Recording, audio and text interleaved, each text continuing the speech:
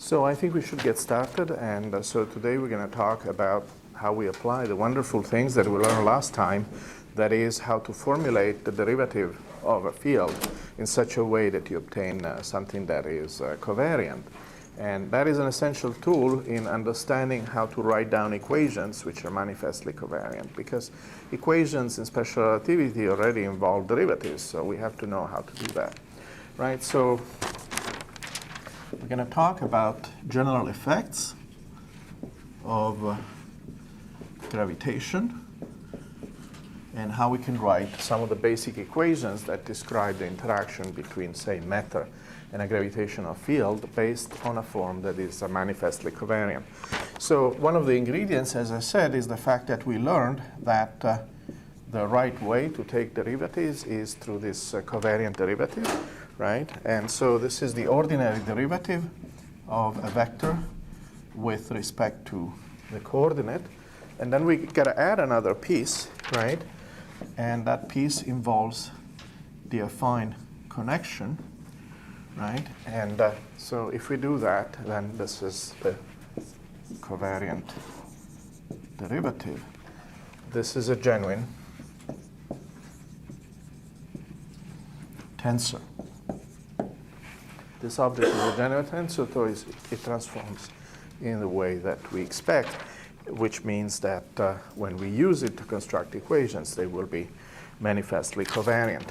So now what we do is we go back and look at the repertoire of equations that we wrote down in the case of special relativity and see how and which way we can promote those equations to a form that is acceptable as far as general relativity is concerned. So the procedure is going to be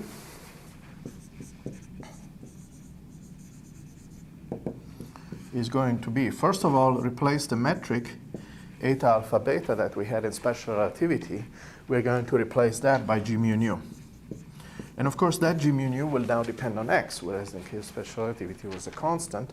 And so the second ingredient is the one that we learned last time, and that is that we replace the derivatives by covariant.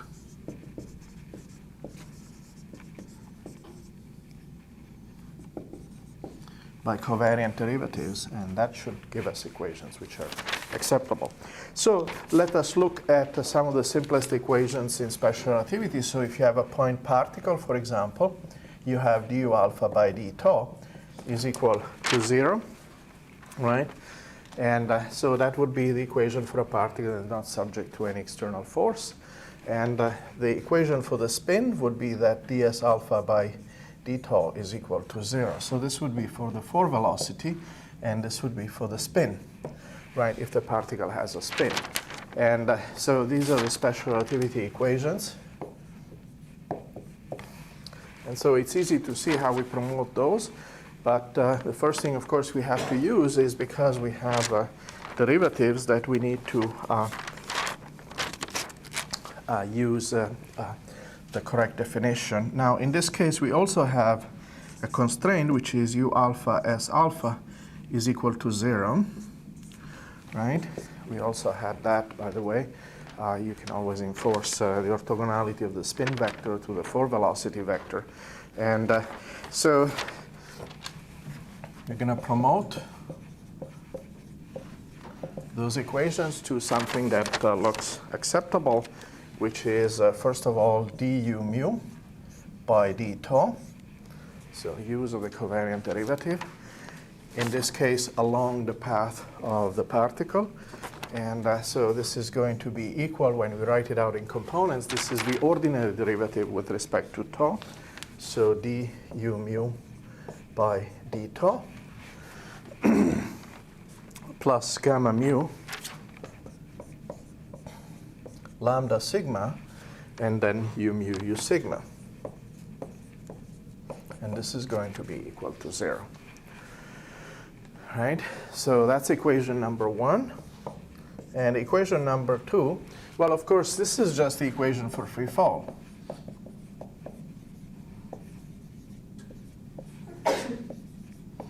right? So it means that we really haven't learned much at this stage, right? Because just using covariant derivatives reproduces what we had known before.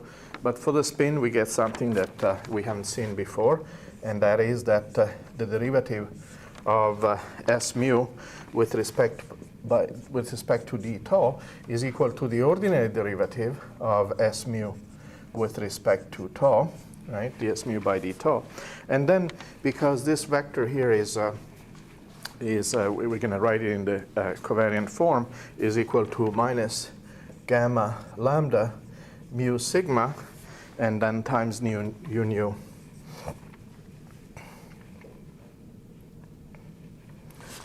Gamma lambda mu nu, and then u nu, u lambda, s lambda, in this form. And so this is also going to be equal to 0. And so that replaces equation 1 here and equation there. And of course, we have also again the constraint that u mu S mu is equal to 0, right? We can enforce that as well, right? And so that's going to be the new set of equations which applies in arbitrary gravitational fields, right? So this applies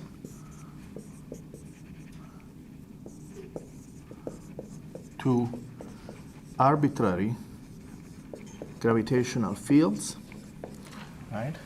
And so the gravitational field is in here, is in the gamma, right? The gravitational field comes in at this point because the gamma contains derivatives of the metric, which is in turn related to the gravitational field. So the second equation is of some interest, in which case, well, when we're talking about something that spins, and so usually think of the spin of a particle, but nevertheless you can also have a macroscopic object that has a spin. So the second equation is of relevance when you look at the Earth and you put a satellite in orbit, and that satellite in orbit has a spinning object, right? So there's something that spins like this, for example, some sort of gyroscope. So if you have a gyroscope in orbit, then it will be, when it is in orbit, of course, it is free falling, right? It is under the influence of a gravitational field exclusively, right? There might be other fields, but they're usually quite weak. And so because of that, a gyroscope that is orbiting the Earth is in fact described by this second equation. Right? So any sort of effect that has to do with the precession of the axis of the gyroscope, and there's some complicated motion that arises in general relativity because of that equation, any sort of effect is described by that equation and can actually be tested.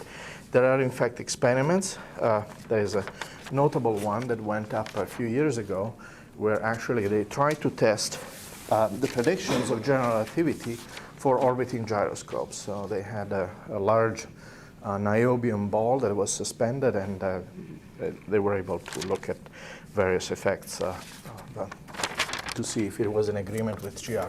So it's a very interesting problem, and it's described by this second equation. Now, if you have forces that are non-gravitational,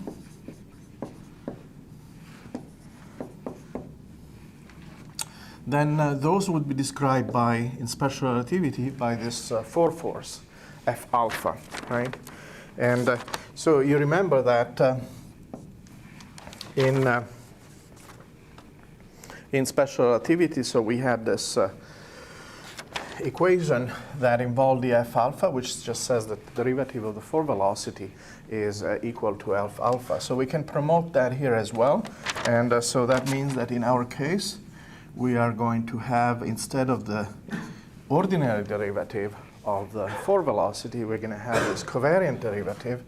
And now we're going to get on the right-hand side a term which is coming from this force. So that is going to be not an f alpha, but it will be an f mu, and it will be divided by m. And this, again, is a general covariant equation. And so this force could be, for example, due to electromagnetism, right? Or it could be lots of other things, right? Well, if it is due to electromagnetism, then, of course, it is just the Lorentz force.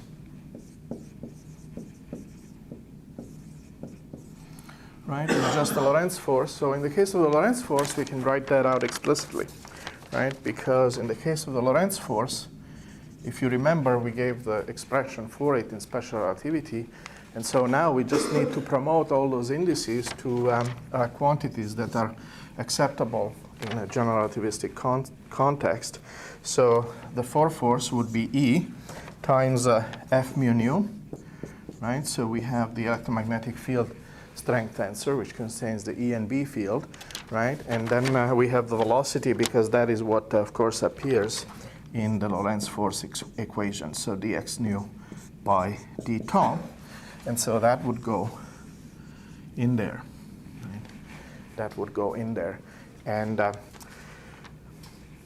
so we have that left-hand side is acceptable from a general relativistic context because it involves a 4-vector, and you take the covariant derivative of that, which contains two terms, the ordinary derivative and the affine connection. So this is a good quantity to have.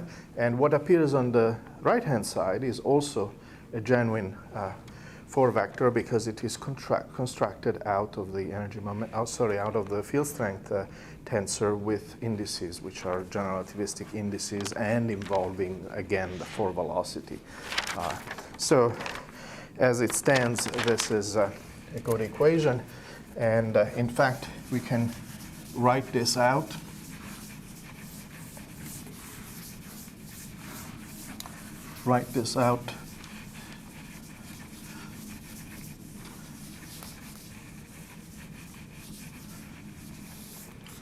In the following form. We can write this as bringing the mass over on the other side. We can write this as the second derivative of x mu with respect to tau squared, right?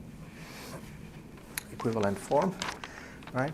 So that's just the derivative of the 4 velocity ordinary derivative with respect to tau. But of course, the 4 velocity itself, right, u mu, is just dx mu by d tau. So we write that out explicitly, and we leave that on the left-hand side, and we bring over on the right-hand side, next to the first term, the contribution from the affine connection. So we can write this as the f mu we have over there, and then minus m times the gamma mu, right?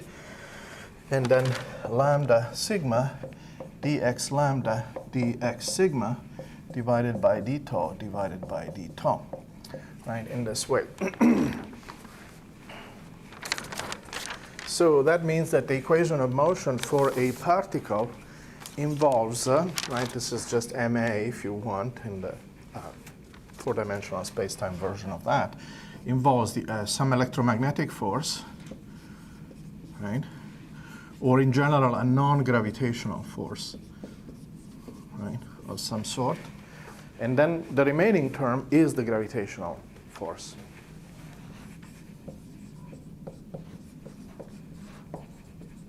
Right? So the gamma term is the forces that are due to gravity. And if you want, you can write them out explicitly, or you can just leave it as it is, right? So this was just for the particle dynamics, right? And so the next step is, if you have a spin, you can do the same argument, right? So repeat.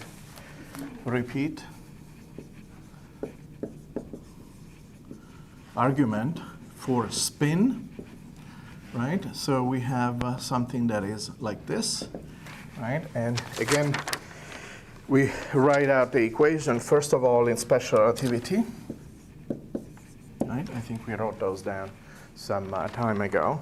And the equation for a spin is that ds alpha by d tau, right, was equal to u alpha times f beta divided by the mass times s beta. So this is again the 4 force, right? And if there is an external 4 force, which could depend on x, then the derivative of the spin with respect to proper time obeys this equation, right? And so we want to promote this to general relativity, right? And to promote this to general relativity, we have to change things a little bit, because this has to become a covariant derivative. And on this side, we have to have, of course, the for velocity, u mu, the f mu, and the spin, right? So we write that ds mu by d tau, right, covariant derivative, which contains 2 terms, is equal to, and well, on this side, we don't need to do a whole lot, because we can just write this as u mu and then f nu divided by m, and then times s nu. And that's it, basically, right? So now we can take the term that appears here, which has the affine connection in it, which is the angle of this term, and we can move it over on this side. And, well, we will not do that, but you can separate the gravitational force contribution. Gravitational force is in here, right? Gravitational force is in one of the 2 terms in here. And this part here is the non-gravitational 4 force, so the one that arises because of electromagnetism. So this is called the Fermi-Walker transport.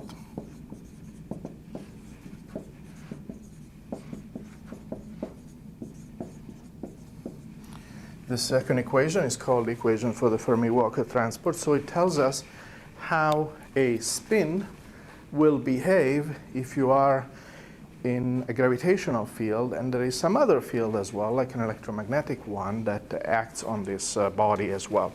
And so, of course, the Fermi-Walker transport, when the external force is 0, then it falls back into the ordinary parallel transport. So that means that this side is 0, and the only force that is acting on the spinning object is the gravitational force. So now let's look at electromagnetism, right?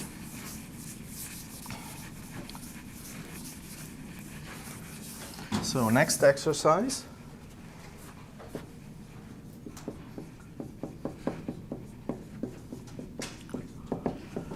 Promote electromagnetism to a generally covariant invariant form.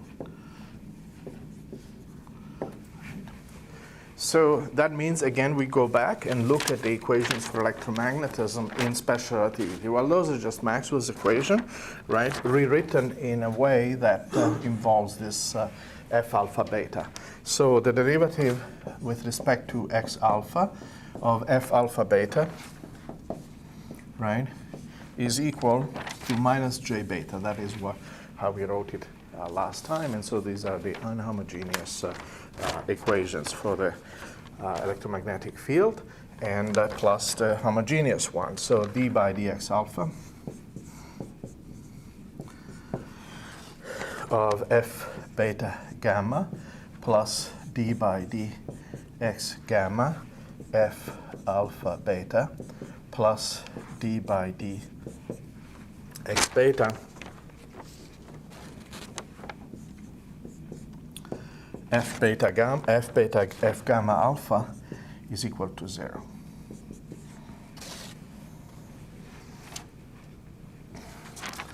Right, so it's set number 1 and set number 2. And so promote these to a general relativistic form. And well, that again is easy to do, because it means that every derivative every derivative that appears in here is going to be written as a covariant derivative. And now we do have a very simple and nice notation for covariant derivatives, and that is the semicolon thing, right? So first of all, the f will contain indices mu nu, right? And then we have this derivative here, and that has to be a covariant derivative, right? And so that's going to be semicolon lambda is equal to minus j. And then we sum over, right? Nu is equal to minus j mu, right? So that's the first equation.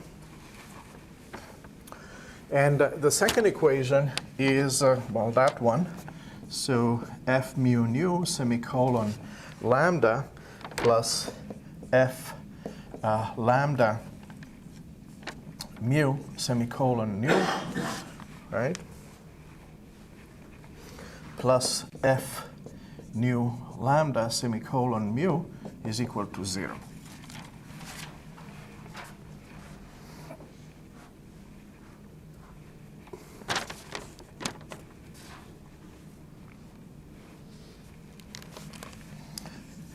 Now, those look rather complicated, and in fact, it's possible to simplify.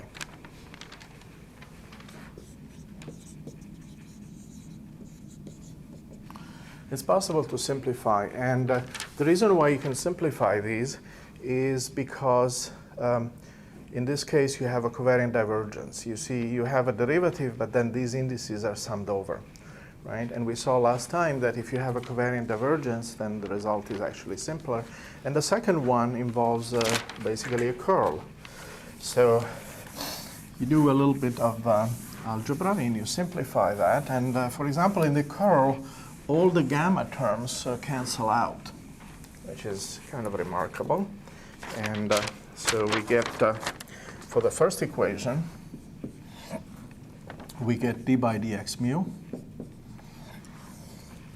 So the covariant divergence can be rewritten just in terms of the metric in this form, d mu f mu nu is equal to minus j nu.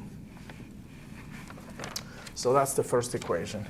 And the second equation, as I said, all the gammas drop out, and we have d by dx lambda f mu nu, right, plus cyclic permutation, so d by dx nu f mu lambda, or f lambda mu, plus d by dx lambda d by dx nu of f nu lambda is equal to 0. So no gamma lambda mu nu here, right? So all the gammas drop out, and you just have the ordinary derivatives. And in the first case, you notice that if it wasn't for this root g, then this would be exactly the same form as in special relativity. So the only changes is this square root of g, right? Now, in fact, there is an equation number 3, which is current conservation. And so that is that the derivative of the dx mu of the square root of g of j mu is equal to 0. So in fact, so plus continuity equation.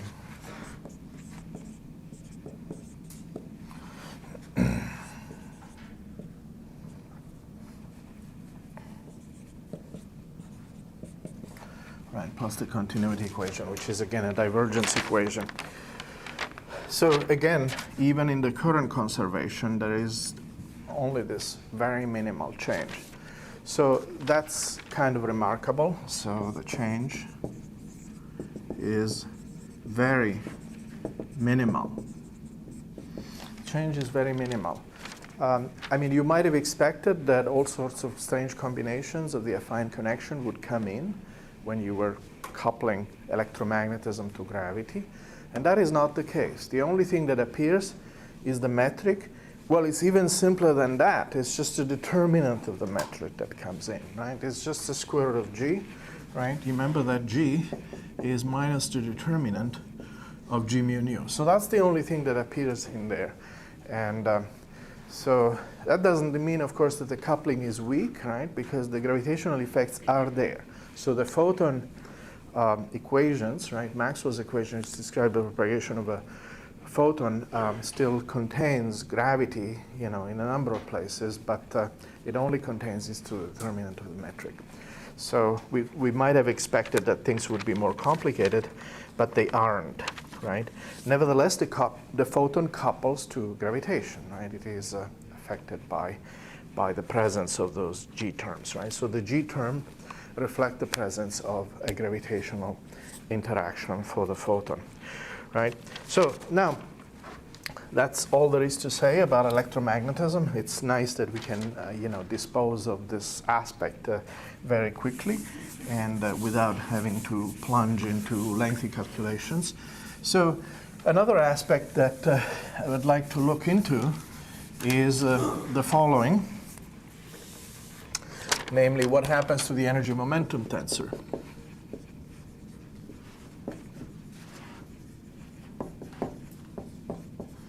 What happens to the energy momentum tensor, because we spent quite a bit of time in special relativity talking about this T alpha beta, which was conserved, right?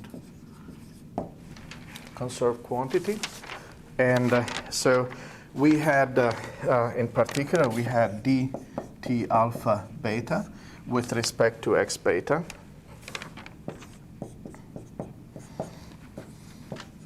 The derivative with respect to some coordinate was equal to 0 if there were no external forces. So these represent external forces.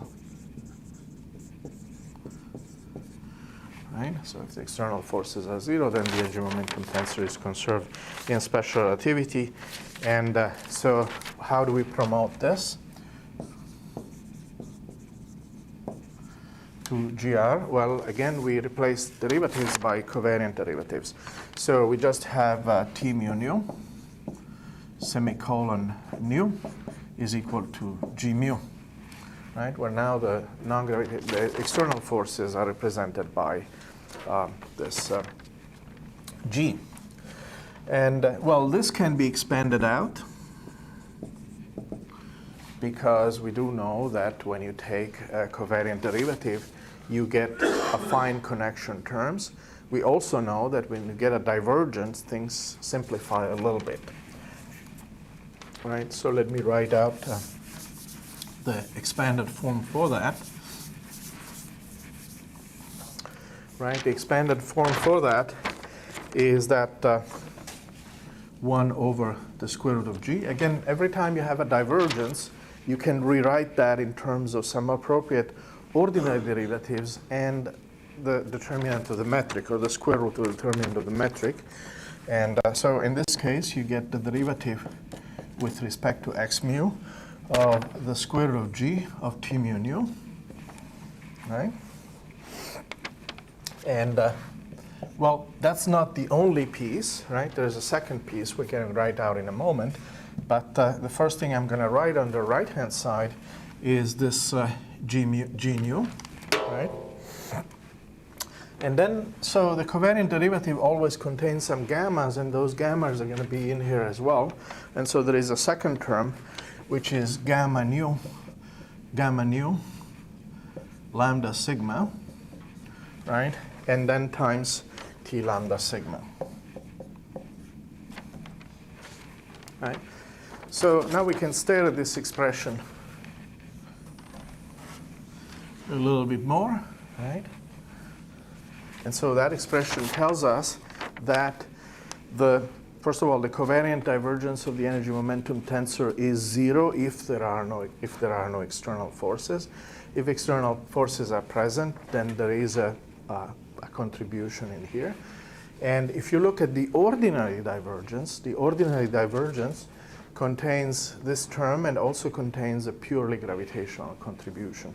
So in other words, even in the absence of external forces, the ordinary divergence is not 0, right? So whatever flow of energy momentum you have due to the matter contribution, there's going to be a piece of it that involves explicitly the gravitational field. So the gravitational field is in here, right? The gravitational field appears in the gamma affine connection. And of course, it appears also here, right? it appears also here. So you have that the conservation of energy and momentum is not trivial, right? Because the metric appears in all sorts of different places, right?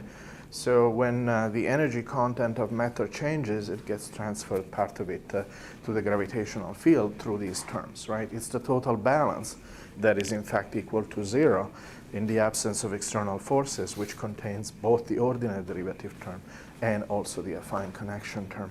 So this conservation law, in other words, is not trivial in the sense that there are several pieces that you have to take into account, and you cannot just naively say that it's just the divergence of the T mu nu, which is 0, even ignoring this factor, right? There is another piece that has to do with a gravitational contribution proportional to the T mu nu itself in this case, right? So anyhow, that is, of course, something that will be very useful in a number of cases, in particular when you discuss cosmological applications of Einstein's field equations, right? There's going to be some matter. Right? The matter will be described by the T mu nu. Usually that is modeled either by a set of n particles or more appropriately by some sort of perfect fluid. Right? So the conservation laws of the energy momentum tensor for the perfect fluid will involve both of those terms, because it is the covariant divergence that is 0, but where the covariant should be underlined, because covariant divergence is not the same as the ordinary divergence. There is also this gamma term, right?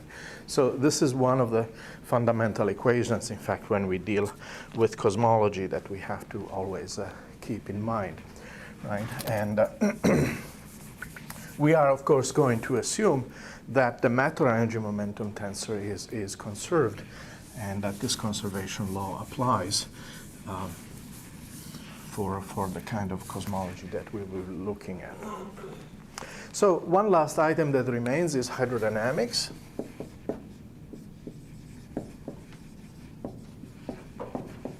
Right? Hydrodynamics. So again, in this case, we are going to look at the perfect fluid that we discussed in the at the beginning of this class. I think it was the third lecture in special relativity. So we had this perfect fluid, right, on which something like 90% of modern cosmology is based on this perfect fluid description of the Friedmann equations. And so the energy momentum tensor for the perfect fluid is one where you just have a dependence of the energy momentum tensor on the velocity distribution in the fluid, right? And so it is a pressure term which involves the flat metric. It has this form, P times 8 alpha beta. And then there is a second term that involves the velocity, and that is proportional to the pressure and the density, and then so times U alpha and U beta. So there's a pressure, and there is a density for the fluid, right? In the simplest cosmological applications, the pressure and the density are going to be functional of the time being the time since the Big Bang, so the cosmological time. And usually there is an equation of state which relates one to the other, right? The pressure in most simple models is just proportional to rho. And we discussed in the first few lectures on special relativity that if you have a non-relativistic fluid, then W is essentially 0. You just have the density and the pressure is negligible. And if you have a relativistic fluid, then this W parameter is taken to be 1/3. Right? So if you're talking about photons or neutrinos, W is 1/3. And in fact, it will turn out that when you discuss the cosmological constant, you can force it into this form and just take W to be -1, because for a cosmological constant, you only have the first term. So this is kind of a neat thing to play with, this perfect fluid form. And it describes all sorts of different ingredients in the cosmological evolution and which can be then worked out analytically without too much work. So how do you promote something like this to a general relativistic context? Well, you have to write things in terms of the metric G mu nu, right? And well, that is very easy to do,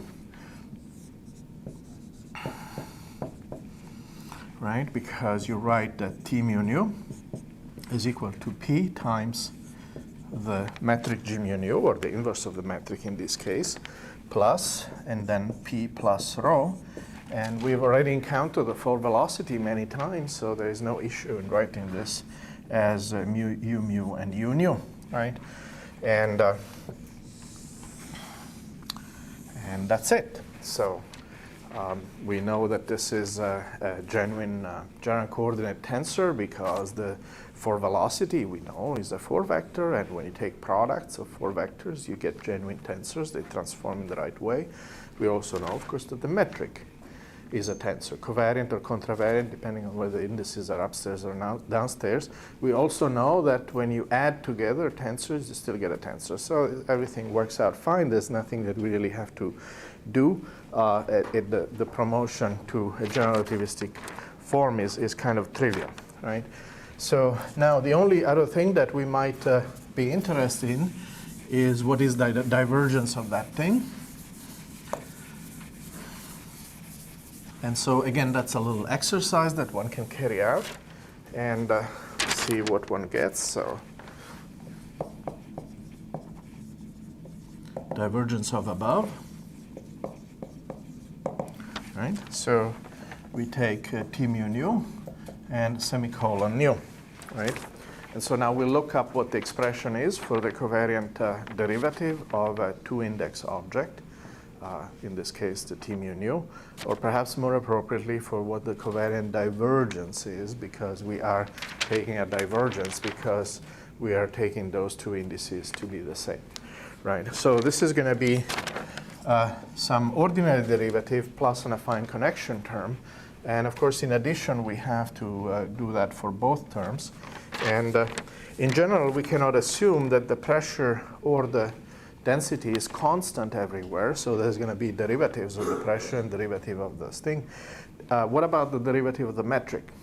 Well, if you paid attention in the last class, then you would have remembered that always the covariant derivative of the metric is 0, so that term is not going to contribute, right? So we get the derivative of the pressure with respect to the only index that's left over is this mu index, so d by dx nu times g mu nu, right? And then plus 1 over square root of g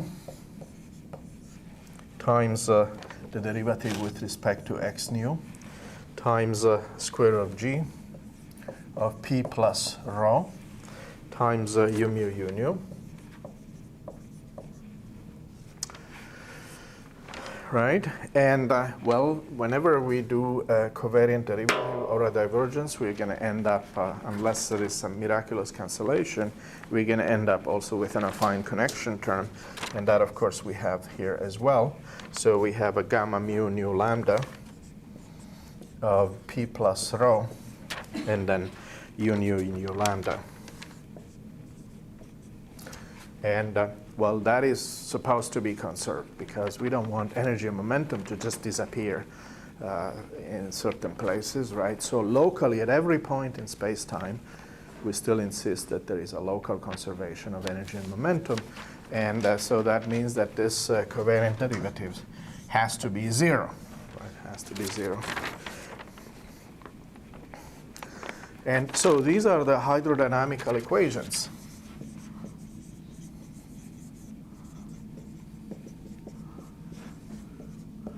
So they're a set of non-trivial equations that will tell us how energy and momentum flows locally. At every point in space-time, it tells us how this is going to happen, and it will go in accordance with that equation.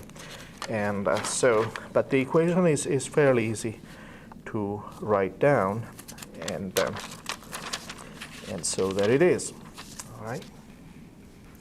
And we will find, and I think this is something I already mentioned in the last lecture, that you do learn in electromagnetism, right? When you look at Maxwell's theory, that electromagnetism is inconsistent. Maxwell's equations are inconsistent unless the current is conserved, right? You can't have Maxwell's equation without conservation of current, right? The continuity equation has to be satisfied by Maxwell's equation by taking divergences of left and right hand sides of Maxwell's equation. You find that you don't get a consistent answer unless, of course, the continuity equation is satisfied. So here the same thing is going to happen. Einstein's fields equation, the equation for gravitation, are not going to be consistent unless the energy momentum tensor satisfies exactly that equation, right? The covariant divergence of the energy momentum tensor has to be 0 no matter what we're looking at, what type of matter, whether it's a fluid or end particles or dark matter, whatever it is, the total the divergence has to be 0, right? And so that will be something that will reappear later on. Of course, we have to keep in mind that in general, the so-called matter energy momentum tensor will contain many different contributions. So the matter energy momentum tensor will contain, well, dirt, right? Atoms, molecules, us, all sorts of things. Will contain photons, electromagnetic radiation in whatever form, magnetic field, radiation, whatever it is. It will contain things that are a little bit more elusive, like neutrinos, right? They will be in the T mu nu as well. And of course, the T mu nus are additive, right? So the more components you have, the more things you keep on adding to this T mu nu. And it will contain other mysterious things like dark matter, for example, right? Dark matter T mu nu will be in there as well. So this conservation law, of course, in general, will apply to the sum of all those things, not individually, right, but to the sum of all of them. So, very good. Now, one last topic remains to be discussed, and that is curvature.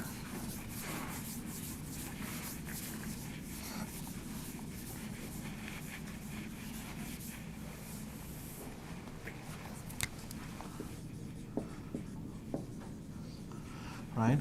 So before we proceed to the field equations, we still have to address the issue of what kind of terms you can have in the field equations for gravity, which are manifestly general coordinate invariant. And so you remember that one of the issues we had, one of the problems we had, is that in general we expect, like for electromagnetism, right? In electromagnetism, what enters in the Maxwell's equation are derivatives of the electromagnetic field, right? And you find out that there are certain combinations that will give you Maxwell's equations, which are things like d nu a mu, like this, right? And then times d mu, that is equal to the current, where you end up with an object of this type, right? So you have to take derivatives of the field, and then that gives you the equation. So the problem with the metric is that, well, we understand that that has something to do with the gravitational field, right? And so the first step is to take a derivative of this thing. And unfortunately, as soon as you take a derivative of this thing, it has the rather nasty property that the derivative done the right way, right, so that you get from a tensor another tensor, right? The derivative done the right way using the covariant derivative is identically 0. Is identically 0. It doesn't matter what the metric looks like. Any metric will satisfy this property because of the definition of the covariant derivative in terms of gamma, right? So that's a problem, because if this is 0, of course, if you take another derivative of that thing, it's still 0. So you get nowhere, right? So there is a little bit of an issue here, right? And so the way out of that was solved by Riemann and Christoffel, right?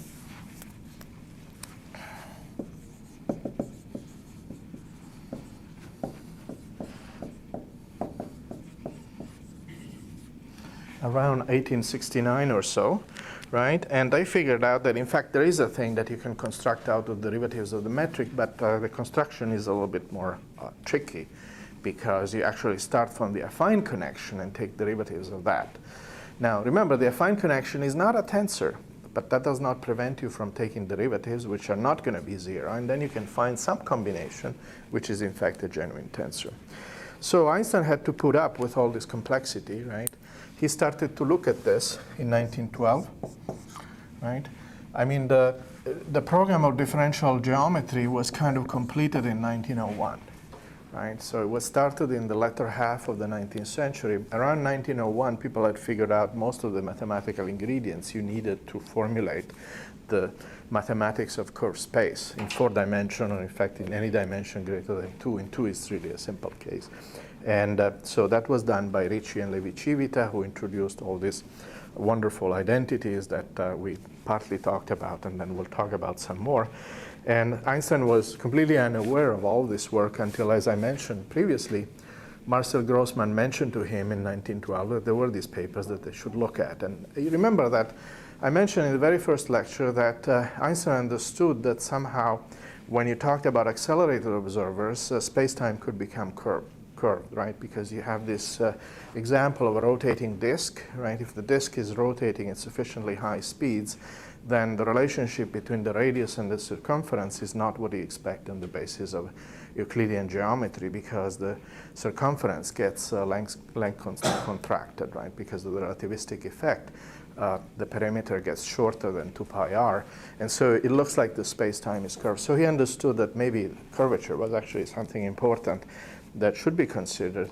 And so Grossman pointed out to him all this wonderful paper, and they started to learn differential geometry, and all of a sudden they found a number of results that were very much relevant to what they were discussing. In particular, Einstein understood very early on that the gravitational field was not described by a single field, phi of x, but instead should be described by something that had a lot more components, 10, right? And so that, in fact, was precisely the key ingredient in all of the mathematics that Riemann and Christoffel and Ritchie and Levi-Civita had developed. The metric was the central object, right? Everything came out of this metric by taking derivatives, right? So now there's some lengthy discussion that one can do at this stage, and that we will not do here because of lack of time. And but the point of this, and I'll just write out the result in a little bit, is the point of it is that if you look at gamma lambda mu nu, right, at gamma lambda mu nu, the affine connection, this is not a tensor. Not a tensor, right? So, well, we learn to live with that. It appears in all sorts of equations. When you write them down explicitly, the covariant derivatives have this gamma term, right? It's not a tensor, but we have it, and we know how to deal with it.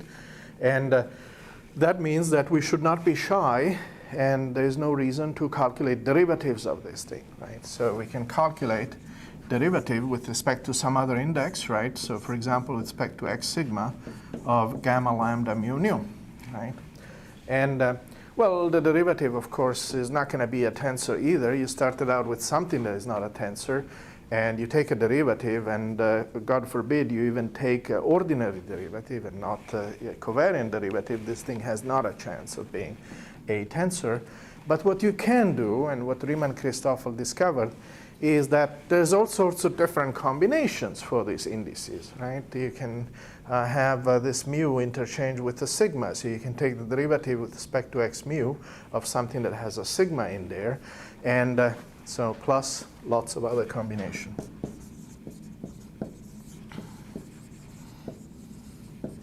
Lots of other combinations, right?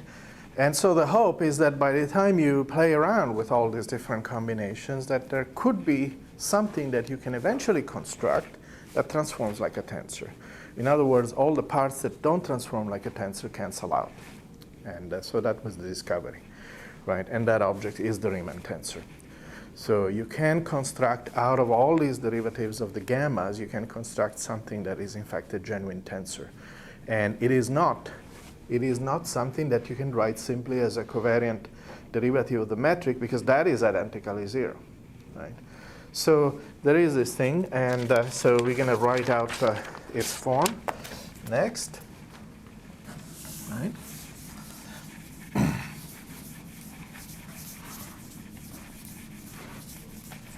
Right?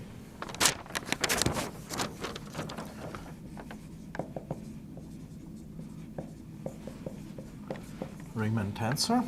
Right? So it is defined in the following way. So it's called R. It is customary for a lot of the things that we're looking at shortly to write the first index upstairs and the remaining indices downstairs. But of course, you can write the indices any place you want by raising and lowering them with a metric. And so it's mu null k. Right. So it is the derivative of gamma lambda mu nu with respect to xk, right, minus the derivative of gamma lambda mu k with respect to x nu, plus gamma lambda mu nu times, gamma eta. We need to introduce one more index, gamma eta mu nu, and then gamma lambda k eta, and then minus gamma eta mu k times gamma lambda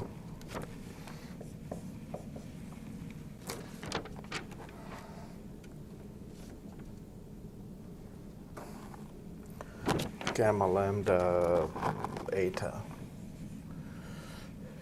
and nu. Okay. So that's the definition. So you recognize that it does contain derivatives of the affine connection, which are individually, of course, not tensors, right? But the combination that you have here, if you just took ordinary derivative, that would not be a tensor either. But if you have products of the gammas, right, then you can construct something that is a genuine tensor.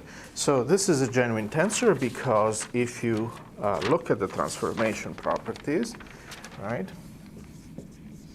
So if you look at the transformation properties, then R prime, right, under general coordinate transformations, R prime of tau rho sigma eta. This is supposed to be a tau, right? So this transforms as a genuine 4-index object, which is covariant in these lower indices and is contravariant in the upper one. Now remember, whenever you have the lower indices, it transforms according to dx by dx prime. When you have the upper index, it transforms according to dx prime by dx. So this is equal to, so we have a dx prime, tau by d lambda, and then 3 dx's, so times dx by dx, dx by dx, and dx by dx, where the bottom ones are all primed, and primed. And this is mu nu k. And this is, of course, rho sigma eta, rho sigma and eta, which are these 3 downstairs indices, and then times the Riemann tensor again, but without any prime, so times R lambda mu nu k. Right, lambda, and then mu, nu, and k. Right, so this is a genuine tensor. Right, it is, of course, a 4-index tensor. Right, so in this particular form, it is contravariant in the first index and covariant in the remaining indices. Of course, remember that you can lower and raise these indices just by using the metric. So you can just multiply this by the metric and bring this index down to here, right? And that would be an equivalent form, and the transformation log would be slightly different, but almost identical. So this was, of course, a big discovery, and And that is something that Einstein initially was unaware, right? Through the Einstein-Grossman collaboration, they learned about all these wonderful things. And they were able eventually, right, because of that, they were able to bypass this impasse that G mu nu semicolon lambda was equal to 0. Right, so G mu nu semicolon lambda is equal to 0 was bypassed, right? Because you do in fact have an object that is made out of what we would say now the gravitational fields. Right? The gravitational fields enter in the gamma. Right? You do remember that the gamma is 1/2 times g to the minus 1 times some suitable combination of derivatives of the metric, right? And so that appears everywhere. So that means that this thing, contains the metric in actually a very complicated way, right? Because you really don't want to write out this thing explicitly because it's really quite a bit of work to do that, right? Each one of these terms contains that expression when written out of the metric. And here you have even terms that involve gamma squared, right? So that goes everywhere, right, in here. And it is, as a result, very complicated, right? So, so that's what it is. And so it is useful to construct simpler objects. So there are useful contractions of this R lambda mu nu sigma, right, of this Riemann tensor. And the first one that one can do is contract indices in the following way to define R mu k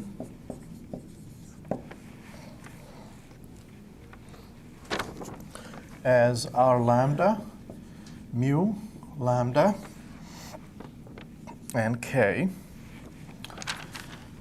So in other words, you take this index and you contract it with that one. So you set the two indices equal and then you sum over. And that is a two-index object, and this is called the Ritchie tensor. And that is, in fact, one of the things that will appear in the field equations. The field equations, it turns out, do not contain the Riemann tensor explicitly with all the four indices, but only the contractions that involve two of these indices. And you have to do the contraction in this way because if you contract the first and the second index, you get 0. Because there are certain symmetry properties to which we'll come in a moment. That is, the Riemann tensor is antisymmetric in certain pairs and symmetric in some other pairs. And if you contract the wrong way, then you get 0. And so that's the first thing you can do is contract the first and third index. And the other thing you can do is now contract this guy, the Ritchie tensor, one more time. And so do G mu nu times R mu nu. And this is called the Ritchie scalar. Or sometimes just a scalar curvature. Ritchie scalar or scalar curvature. Right? So you can, in fact, make a scalar out of that tensor, which, as we'll see later on, describes some sort of average curvature, because by doing this trace, you're just summing all different components of the Riemann tensor, so you do some sort of averaging, right? So we're not done yet entirely with some of the mathematics. We're going to come back to the symmetry properties of the Riemann tensor in a little bit, but before we do that, let me talk briefly about parallel transports, and in particular parallel transports around a closed loop. So parallel transport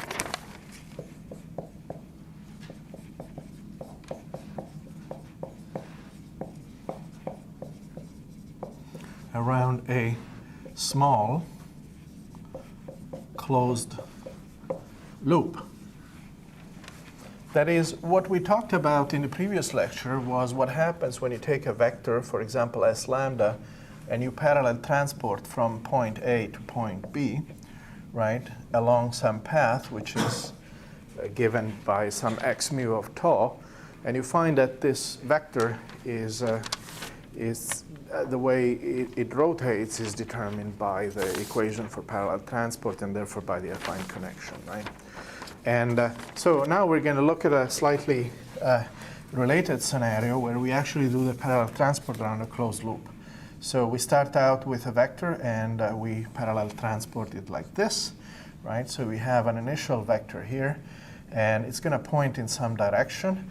And as you go around this loop, you will find that the vector does not come back to itself. So it generally will come back to some other orientation, which you can write as some sort of dashed line, right?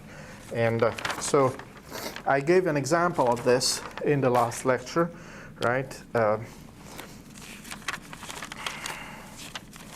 I mean, I do understand that, you know, it was hot and the winds were blowing hard and all of that. And so, you know, the example I gave was the case where you do start out with a vector, right?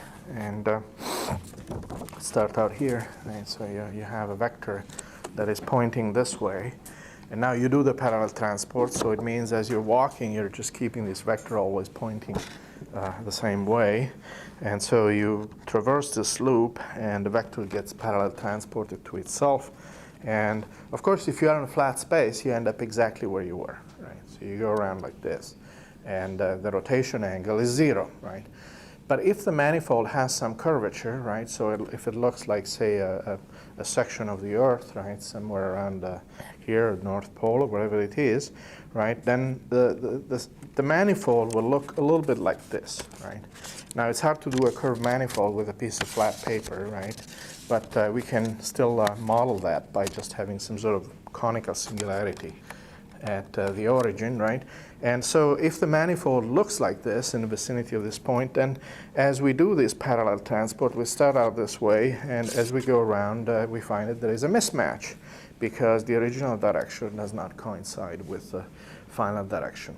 So this parallel transport of a vector around a closed loop is in fact a way by which you can detect curvature. You can detect curvature locally by this exercise.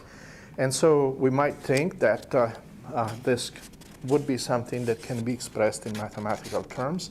That is, that we can take a vector, parallel and transport it around an infinitesimal loop, and that somehow that will detect the curvature at that point.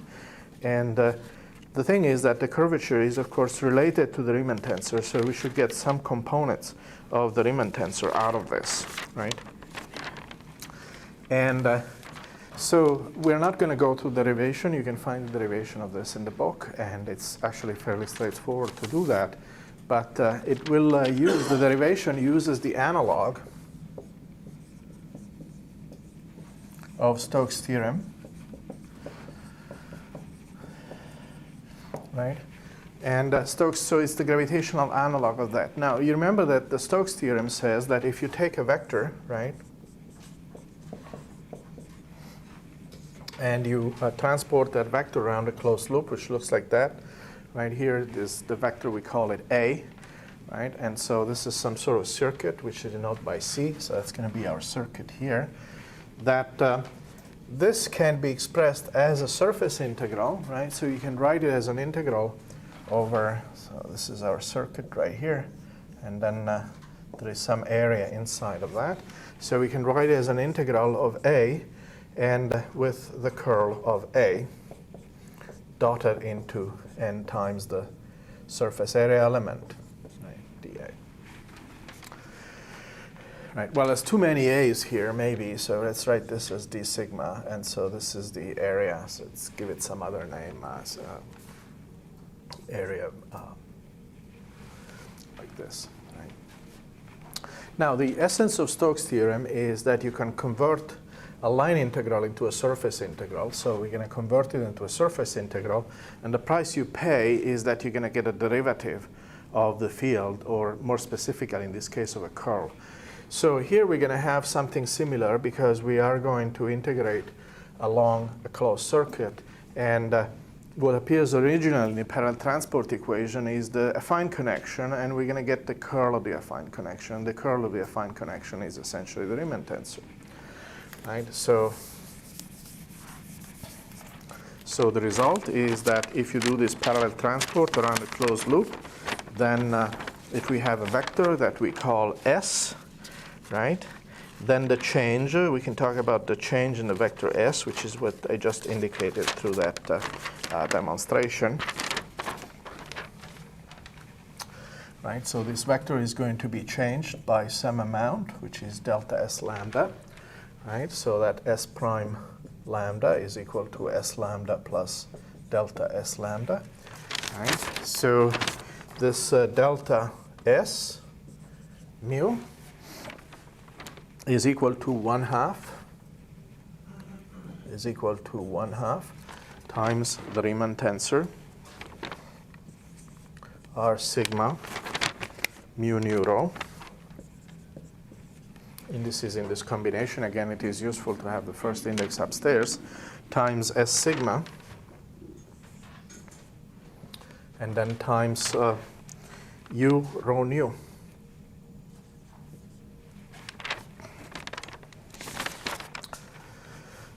So this part is the Riemann tensor, right, at that point. Well, where? Well, around the origin here. It's an infinitesimal loop.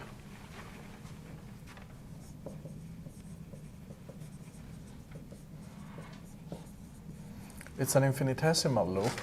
So the x here refers to the center of the loop. And, well, the change in the S is going to be proportional to Riemann tensor, is going to be proportional to the vector itself, of course. So this can be written as some sort of rotation matrix eventually. And then times this object here, which is the analog of n times the normal to the surface times the surface area element. And so this is called the area bivector. The area bivector. And so that is because we are in 4 dimensions, right? In 3 dimensions, the area, if you're looking at an area element, there is a normal which is perpendicular to it. If you do it, of course, in 4 dimensions, there's 2 normals to it. There's 2 directions. That if you have a surface, it's a 2-dimensional manifold. And so perpendicular to that, there's not 1 direction, but there's 2. That's why you have 2 indices. So this area bivector U mu nu is defined as the integral around this closed path of U mu,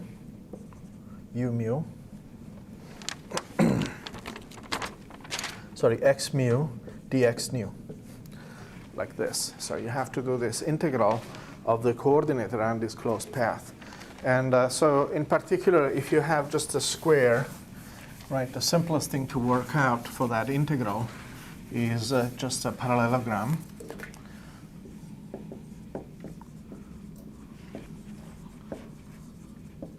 If you have a parallelogram with sides A and B, right?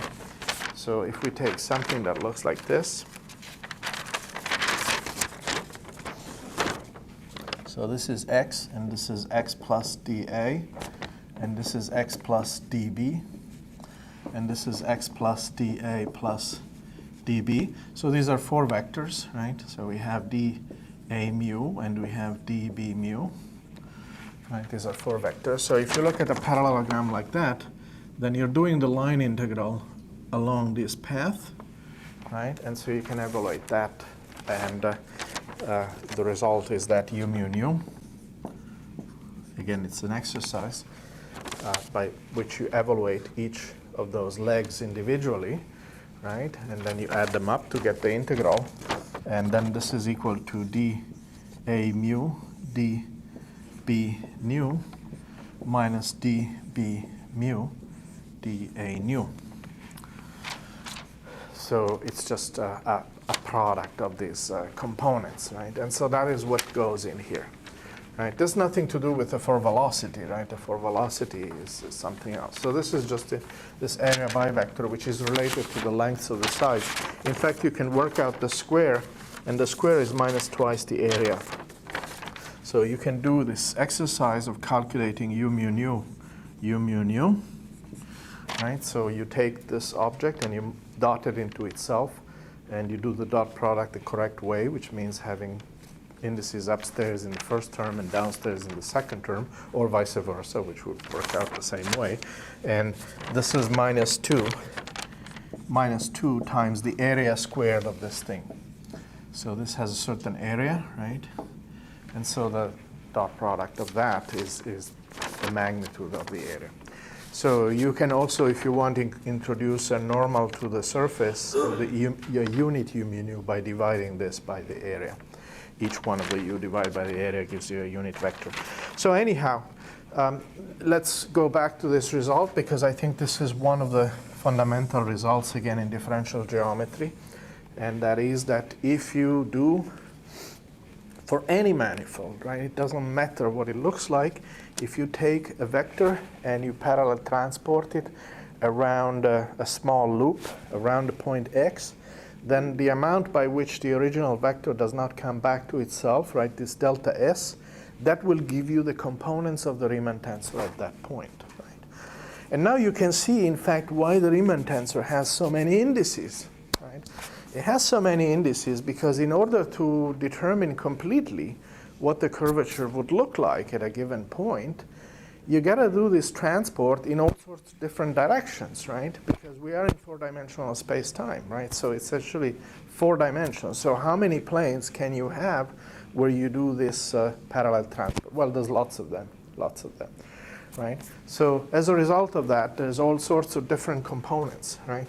So you can see here that the 4 components of the Riemann tensor have to kind of be there, right?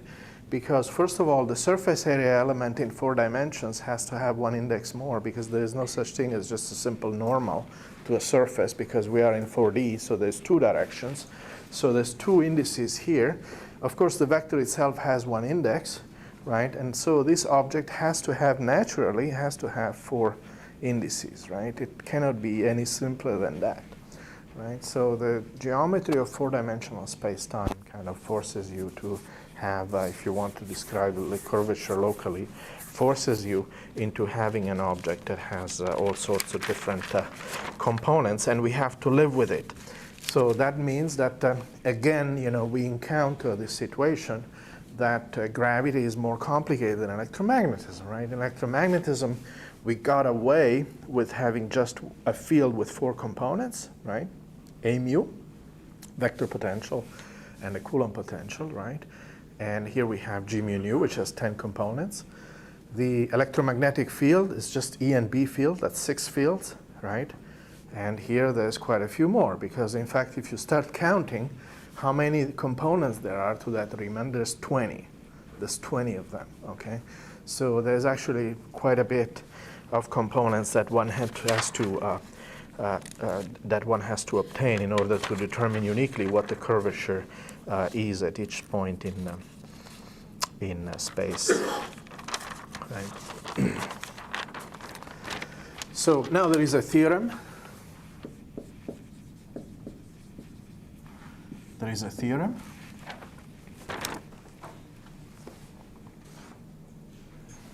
And the theorem says, and I'm just going to say it in words, that the necessary and sufficient conditions for a metric at a given point in space-time to be equivalent to a Minkowski metric, so necessary sufficient condition for G mu nu to become an 8 alpha beta, right? So what are the necessary and sufficient conditions for space-time to be flat at a given point? Well, there's 2 of them. The first one is that the Riemann tensor has to vanish. R lambda mu nu sigma is equal to 0. And that, of course, is a function of the metric, right? So it implies some sort of constraint on the metric. And there is a second constraint, which is also fairly obvious, and that is that the G mu nu has to have the right eigenvalue structure. That is, it has to have 3 positive eigenvalues and 1 negative one.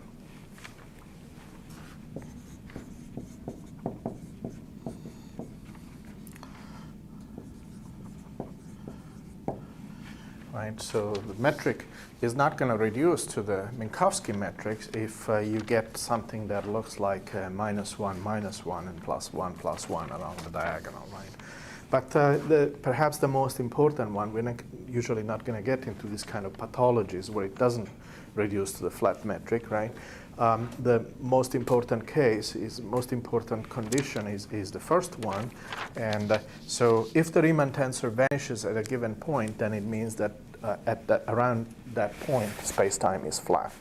That was not the case when we looked at the affine connection, because remember the affine connection, even if you had a manifold that was curved, some components of the affine connection were non-zero, and that has to do with the fact that the affine connection was not a tensor. Right? It was not a tensor. So you choose some weird coordinate system, like analog of spherical or cylindrical. You all of a sudden find that certain components of the affine connection are non-vanishing, even though the space-time is flat.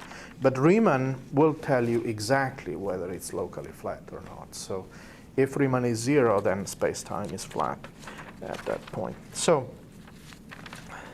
we have just a few minutes left, and so in those remaining few minutes, let me list the so-called algebraic properties of R mu nu.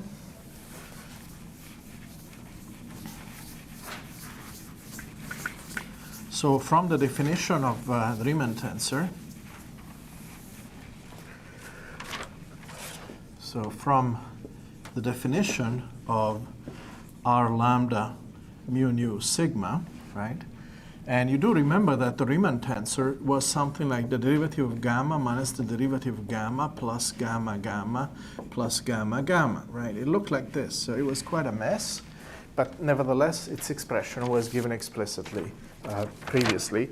And so you can actually, and do remember also, right, and that gamma was equal to 1/2 g to the -1 of dg plus dg minus dg, some combination of that. So you need to stick this in everywhere and then stare at the object for a while. And one recognizes, this was something that was recognized early on by Riemann and Christoffel, is that there are a number of fundamental properties of the Riemann tensor which has to do with the symmetry under index exchange. And so it's antisymmetric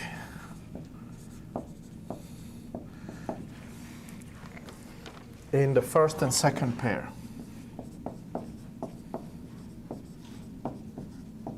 Right? These properties will turn out to be quite useful.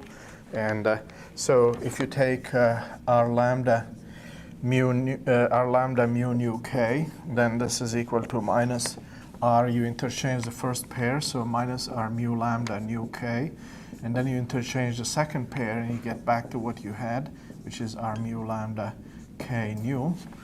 And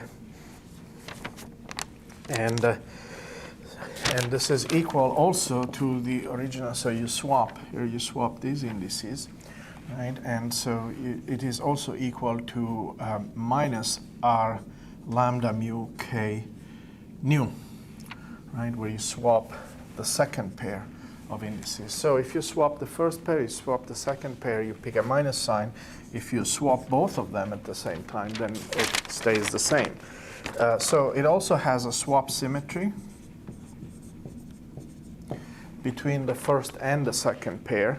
So in other words, if you take R lambda mu nu k again, and so what you do is you swap this pair with that pair, and so then it stays the same.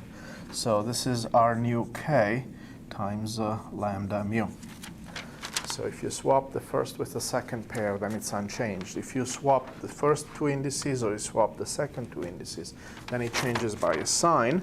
And the property C, it has the following cyclic properties. Cyclic property. And I'm going to write that over on this side, otherwise you can't read it. And so that is a little bit like a property that we wrote before for the F mu nu of electromagnetism.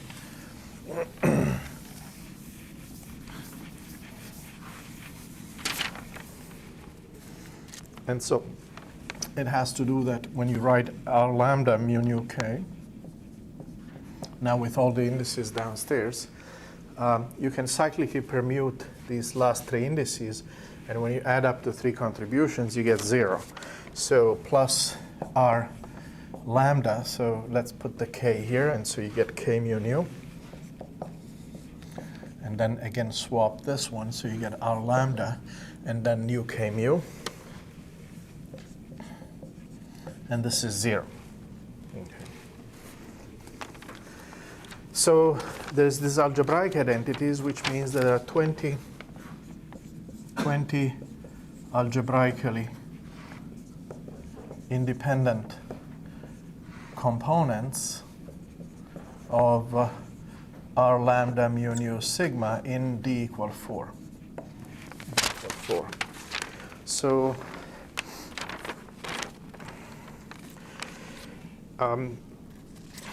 well, let me just mention one last thing, because then next time we can move on and do something else. And that last thing that I want to mention is the Bianchi identity. So there is one differential identity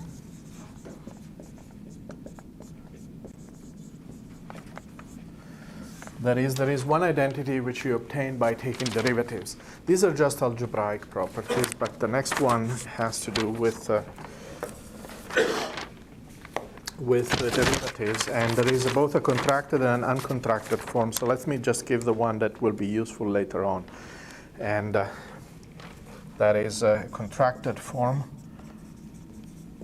We're out of time today, so and you can read more about this in various books. And so it says that if you take Riemann, well, not Riemann, but one of the contractions of Riemann, which is this Ritchie thing, right? So let's take r mu nu, right, which is where you contract on the first and the first and third index of Riemann, right?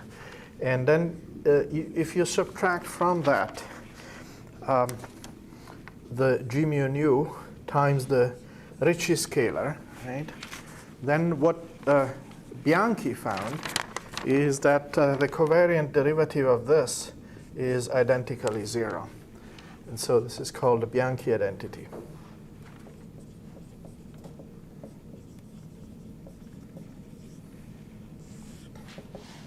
And this will play an important role in the field equations, in fact, in the next lecture. And so there is a differential identity, right? So when you take certain derivatives of the Riemann tensor, they're related to each other. They're related. And in particular, if you use this Ritchie tensor, then a covariant divergence of the Ritchie tensor can be related to a covariant derivative of just the Ritchie scalar itself. And that was one of those identities that was derived just before Einstein came along, right? This identity became known, I think, around 1901 or 1902, and was published probably in some obscure differential geometry journal in Italy or wherever it is, you know, the proceedings of the Venetian Academy of Sciences.